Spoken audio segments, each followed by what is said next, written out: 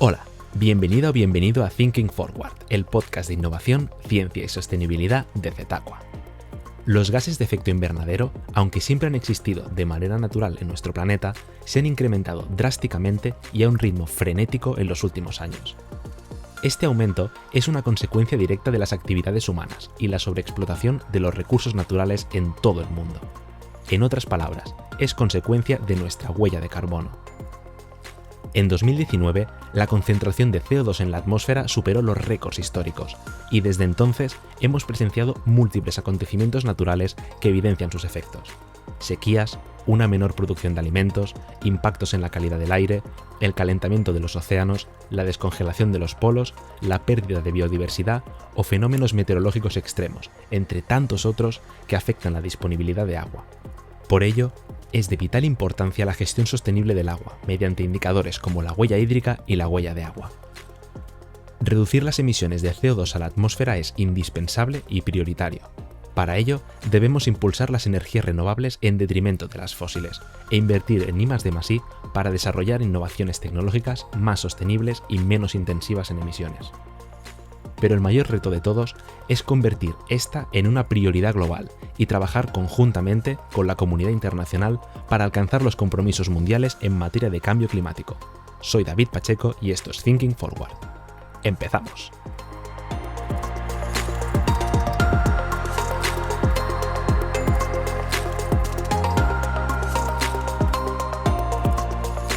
En este episodio nos acompaña Alejandra Sepúlveda, experta en desarrollo sostenible en Zetaqua, Chile. Bienvenida, Alejandra. Hola David, buenos días. Muchas gracias por la invitación. Alejandra Sepúlveda es ingeniera civil bioquímica de la Pontificia Universidad Católica de Valparaíso e investigadora en desarrollo sostenible en Zetaqua, Chile. Antes de empezar, en el capítulo anterior estuvimos hablando con Celia Castro sobre la biofactoría y propuso la siguiente pregunta a nuestros oyentes para que la adivinaran. La pregunta era: ¿qué porcentaje de agua tratada en España se reutiliza a día de hoy? Y había tres opciones: 4%, 12% y 63%. ¿Cuál crees que es la respuesta correcta, Alejandra? Bueno, ustedes van mucho más avanzados que nosotros acá en Chile en este tema, así que me arriesgaría y diría un 63%. Bueno, pues creo que te has pasado un poquito de largo porque la respuesta correcta es un 12% de agua reutilizada. Como siempre, muchas gracias a todos y a todas los que habéis participado a través de nuestras redes sociales y enhorabuena a los que habéis acertado, y a los que no hay problema, tendréis otra oportunidad con la pregunta que Alejandra nos propondrá al final de este episodio, así que estad muy atentos y atentas.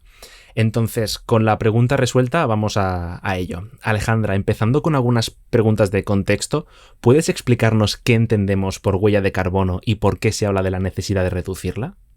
Bueno, la huella de carbono es un indicador que cuantifica las emisiones de gases de efecto invernadero, y esto se puede hacer para una actividad, un proceso, un individuo o una organización, y la idea es conocer el impacto de estas actividades en el fenómeno de calentamiento global. Y bueno, ¿por qué cuantificamos estos gases? Porque ellos determinan el balance de energía en la Tierra, y su concentración en la atmósfera ha llegado a niveles sin precedentes en los últimos 800.000 años. Debido principalmente a causas antropogénicas. Esto genera aumentos de temperaturas que traen consigo eventos catastróficos como los que comentabas en un inicio, como sequías, inundaciones, incendios, etcétera. Y por esto es importante reducir estas emisiones, porque los impactos asociados sobre el clima desestabilizan las estructuras sociales y económicas, y para posibilitar nuestra adaptación y contribuir a un planeta habitable es necesario limitar el aumento de la temperatura, y esto lo logramos reduciendo las emisiones de gases de efecto invernadero. Bueno, el IPCC dice que es necesario que esta reducción de temperatura, perdón, este aumento de temperatura en comparación a los niveles preindustriales sea de 1,5 grados. Entonces, para lograr esto, tenemos que reducir las emisiones a la mitad alrededor del 2030 desde 2020 y alcanzar las emisiones cero netas al 2050. Esto quiere decir que las remociones tienen que ser equivalentes a las emisiones, y bueno, en este proceso la huella de carbono se convierte en una herramienta de gestión indispensable para cumplir este objetivo. Súper claro, gracias, Alejandra. ¿Y crees que hay un conocimiento por parte de las organizaciones y de la ciudadanía en general sobre la necesidad de reducirla, y crees que saben qué hay que hacer para reducirla? Y yo creo que a modo general la conciencia está y además es creciente. Por parte de la ciudadanía estamos observando que cada vez hay una mayor conciencia de los efectos que tienen nuestras elecciones individuales de consumo, por ejemplo, y Ujú. también al mismo tiempo tenemos inversionistas que están atentos cada vez más a las políticas ambientales de las empresas, ya que también por su parte buscan asegurar sus inversiones a futuro. Y bueno, esto también llega, por supuesto, a las compañías que ven que su acción climática es determinante para asegurar su competitividad en una economía baja en carbono. Y bueno, por ejemplo, a modo de dato, en 2020, más de la mitad de la economía mundial estaba cubierta por compromisos de carbono neutralidad, que como comentábamos anteriormente, es el objetivo mundial al 2050. Ujú. Esto según la campaña Race to Zero. Bueno, y también desde el gobierno destacan iniciativas en los países que están comprometidos en ciertos acuerdos climáticos, como el Acuerdo de París, y van generando ahí estrategias nacionales que permiten cómo cumplirlos. Por ejemplo, en Chile, hace poco se publicó la ley marco de cambio climático, que establece también esta meta de carbono neutralidad y resiliencia al 2050 y además establece acciones concretas para 17 ministerios, los gobiernos regionales también y las municipalidades, involucrando también al sector privado. Entonces, ¿qué pueden hacer o qué deben hacer los diferentes actores políticos, económicos y sociales para reducir esta huella de carbono? Bueno, también en línea con lo anterior, es indispensable en el ámbito social continuar generando esta conciencia sobre la importancia de nuestras decisiones individuales, con las que podemos ir impactando la actividad económica desde el consumo consciente y también los movimientos sociales.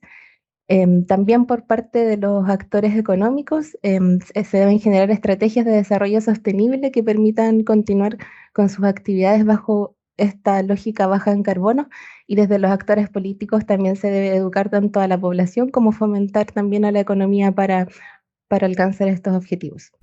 Perfecto, Alejandra. Y hoy no solo hablaremos sobre la huella de carbono, sino que también existe la conocida como huella hídrica. Te repito la misma pregunta que antes. ¿Qué entendemos por huella hídrica y por qué es necesario reducirla? La huella hídrica es un indicador de apropiación de los recursos de agua dulce que cuantifica el volumen de agua que consume una actividad, también proceso, individuo, organización. Igual que la huella de carbono se puede medir en distintos límites, y esta cuantificación de consumo de agua es en términos de cantidad y de calidad. Entonces, la huella hídrica cuantifica la cantidad de agua que extraemos del medio desde la parte de la cantidad, y desde la calidad también cuantifica cómo empeoramos la calidad del agua que utilizamos y devolvemos al medio ambiente. Esto Ujú. es la huella hídrica, pero también quería comentar sobre la huella de agua porque muchas veces se ocupan como sinónimos. Como en inglés ambas son un water footprint, y en español a veces también se ocupan, se refiere a ella como huella hídrica, pero se hace la distinción sobre la metodología que se aplica para su evaluación. Lo que les comenté anteriormente es la metodología descrita por la Water Footprint Network, mientras que la huella de agua responde a la ISO 14046, que define la huella de agua como un indicador o grupo de indicadores de impacto ambiental potencial asociados al uso de agua. Aquí, en vez de hablar de volúmenes de agua, como hablábamos con la huella hídrica, tenemos impactos potenciales de escasez, por ejemplo, en relación a la cantidad, y impactos potenciales en eutrofización o ecotoxicidad, entre otros, en relación a la calidad de agua. Y bueno, es importante reducir estos indicadores porque hemos visto en las últimas décadas que la disponibilidad de agua ha ido disminuyendo, y a diferencia del cambio climático, la realidad hídrica tiene una componente local bastante importante, a diferencia del cambio climático, que es un fenómeno más global. Ujú. Y bueno, por esto es importante hacer un uso justo, eficiente, responsable del recurso hídrico, de forma de asegurar aspectos claves para la humanidad, como la ingesta de agua, la higiene, el cultivo de alimentos, y siempre apuntando a la reducción de estos indicadores, ya sea de la huella hídrica o de la huella de agua. O sea que, a modo de resumen, podríamos decir que la huella hídrica hace referencia al volumen de agua únicamente y el concepto huella de agua se refiere a los impactos ambientales potenciales. ¿Correcto? Claro, sí, correcto.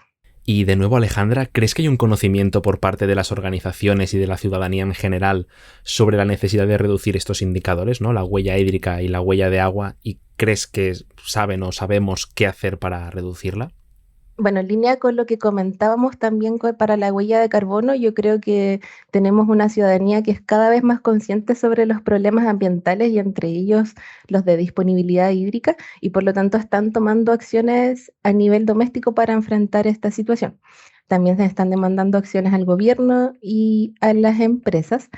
Y por parte de las organizaciones también creo que hay conciencia sobre la necesidad de hacer un uso eficiente del agua, ya que de esto depende el aseguramiento de la operación de las distintas actividades económicas en la mega sequía que enfrentamos en Chile. Sin embargo, creo que hace falta que las compañías vean el problema hídrico más allá de sus límites corporativos y que incorporen una mirada integral de los recursos hídricos, ya que sus acciones afectan la disponibilidad hídrica aguas abajo de la cuenca donde estén ubicados. Ujú. Y bueno, en este sentido destaca que el año pasado, en marzo de 2021, en Chile se lanzó el certificado azul que reconoce a las compañías que cuantifican y reducen su huella de agua, directa e indirecta, y también permite el reconocimiento de gastos deducibles de la renta a aquellos incurridos en este proceso de certificación. Y esto marca un incentivo impositivo que nunca se había visto en Chile y es relevante también para las empresas, por lo que esperamos que vaya aumentando la cantidad de compañías que realicen una gestión hídrica mediante estos indicadores. Ahora en septiembre 2022 debieran ya estar publicados los certificados de las empresas que se adhirieron por primera vez a este proceso el año pasado. Genial, Alejandra, súper claro. A nivel internacional, bueno, quería comentar contigo que las Naciones Unidas han establecido los conocidos como Objetivos de Desarrollo Sostenible, como una pauta de acción climática, digamos, y a partir de esas directrices lo que te quería preguntar es cuál debe ser el papel de los diferentes actores económicos y sociales en esta cuestión, es decir, cómo se deben ejecutar y qué obligaciones tiene cada ente. Bueno, de acuerdo a la Agenda de Desarrollo Sostenible, los actores económicos deben promover el crecimiento sostenible y también una rápida transición a una economía baja en carbono y resiliente al cambio climático. Y bueno, esto se logra mediante la inversión en energía renovable, por ejemplo, el aumento en la eficiencia energética y también de los recursos, entre ellos el agua, también la inversión en investigación, desarrollo e innovación, en tecnologías emergentes también, en la consideración del ciclo de vida completo de las actividades económicas. Aquí también ayuda bastante la huella de agua y la huella de carbono que tienen esta visión de las actividades. Ujú. También la disminución de la dependencia sobre las materias primas mediante, perdón, la disminución de la dependencia sobre las materias primas vírgenes mediante el reciclaje, la reducción de las brechas de calidad de informes de sostenibilidad entre las empresas, y también la participación activa en acuerdos ambientales multilaterales, entre otros aspectos. Eso para los sectores económicos y desde los actores sociales también es importante promover una vida sostenible mediante el cambio de los patrones de consumo, que también es algo que hemos comentado anteriormente, el uso de medios de transporte más activos como la bicicleta o el transporte a pie, la compra de alimentos locales, el reciclaje, etcétera. Y bueno, a nivel de sistema también es importante establecer estrategias de reducción del riesgo de desastres, mejorar el acceso a servicios financieros para las pequeñas y medianas empresas, asegurar un transporte público confiable, accesible y también infraestructura de gestión de desechos de forma de posibilitar todo lo que comentábamos anteriormente sobre el reciclaje, los medios de transporte activos también, la reducción de la pérdida y el desperdicio de alimentos, em, etcétera. También, por supuesto, em, reformar los subsidios a los combustibles fósiles de forma de promover los combustibles más sostenibles. Y en el fondo hay un montón de cosas que se pueden hacer. Genial, Alejandra. Con todo esto que acabamos de comentar, ¿cuáles dirían que son los mayores retos en el panorama climático actual, teniendo en cuenta el punto de vista de la huella de carbono y de las huellas hídricas y de agua? Bueno, desde el ámbito de la huella de carbono, nos destacan las directrices de la Science Based Target Initiative, que es un referente a nivel global en la gestión de la huella de carbono. Y bueno, ellos establecen la necesidad de neutralizar emisiones una vez se haya alcanzado un nivel residual que es inevitable debido a limitaciones técnicas o económicas. Esto en el largo plazo, hablando de alcanzar la carbono neutralidad al 2050. Y bueno, en este sentido, creo que el mayor reto está en el desarrollo de tecnologías de neutralización, entendiendo esta como la remoción y almacenamiento permanente de cantidades equivalentes de carbono de la atmósfera, de forma de contrarrestar el impacto de las emisiones no abatidas en largo plazo. Y desde el ámbito de las huellas hídricas y de agua, creo que el mayor reto está en la especificidad territorial del problema y la consecuente necesidad de la generación de estrategias caso a caso que incorporen estos indicadores. Entendido, Alejandra. Genial. Y desde Zetacua Chile, ¿qué proyectos están en marcha actualmente en relación a estos temas o qué proyectos se han desarrollado? Bueno, en huella de carbono actualmente estamos trabajando en una estrategia de carbono neutralidad con aguas andinas, con este estándar de la Science Based Target Initiative que les comentaba. Y también trabajamos en el establecimiento de su objetivo de reducción a corto plazo al 2030, también bajo este mismo estándar.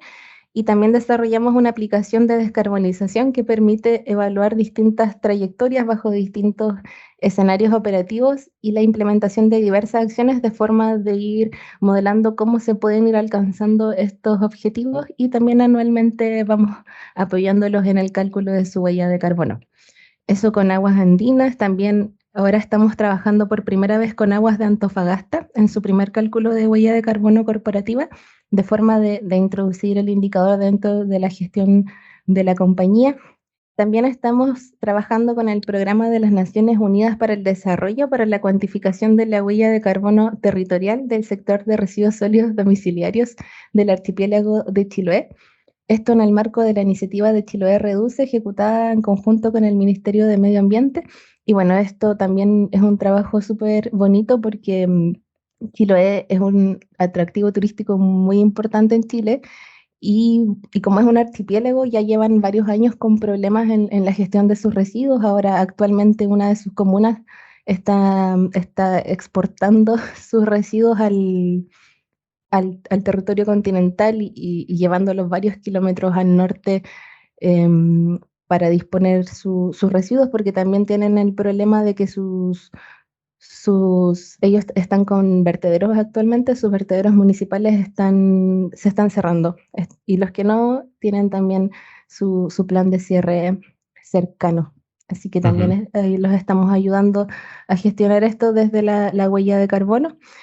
Y también estamos participando en el proceso de evaluación de necesidades tecnológicas y plan de acción tecnológica para la implementación de la contribución determinada a nivel nacional de Chile. Estos son reducciones previstas de emisiones de gases de efecto invernadero en el marco de la Convención de las Naciones Unidas sobre el Cambio Climático. Y en huella hídrica y huella de agua, estamos trabajando en el segundo cálculo de la huella hídrica de Copec, la compañía de petróleos de Chile, que tienen cerca de 700 instalaciones, donde ahí el análisis territorial de los resultados supone un gran desafío, dada la extensión cubierta por la compañía y cada contexto hídrico local. Bueno, también lo que les comentaba antes del certificado azul, estamos cerrando el proceso con Aguas Andinas para la certificación de 2 de sus instalaciones dentro de este primer grupo de empresas certificadas. Y bueno, también anteriormente hemos trabajado con ENAP, la Empresa Nacional de Petróleos, para la evaluación de escenarios de reuso industrial de agua mediante el indicador de la huella hídrica, además de acompañar también a Aguas Andinas en la cuantificación de sus huellas hídricas y de agua. Perfecto, Alejandra. Muy interesante todas estas iniciativas que nos acabas de comentar. Y antes de terminar, es tu turno para lanzar una pregunta a nuestros oyentes, pues para que la puedan responder en nuestras redes sociales. Ya que comentamos que el cambio climático impacta en la disponibilidad de agua y así se asocian las huellas de carbono, hídrica y de agua que estuvimos revisando, quería dejar la pregunta de qué porcentaje de las causas de la escasez hídrica de Chile es atribuible directamente al cambio climático. Y bueno, dejo 3 opciones: A, 17%, B, 23% y C, 29%. Bueno, como siempre, la respuesta la daremos en el siguiente programa y mientras pues podéis escuchar los otros episodios disponibles en nuestro perfil e intentar responder a las preguntas que nuestros invitados y invitadas nos han planteado hasta ahora. Y sin más, Alejandra, muchísimas gracias por haber participado en el episodio de hoy. Muchas gracias, David, por la invitación. Hasta pronto.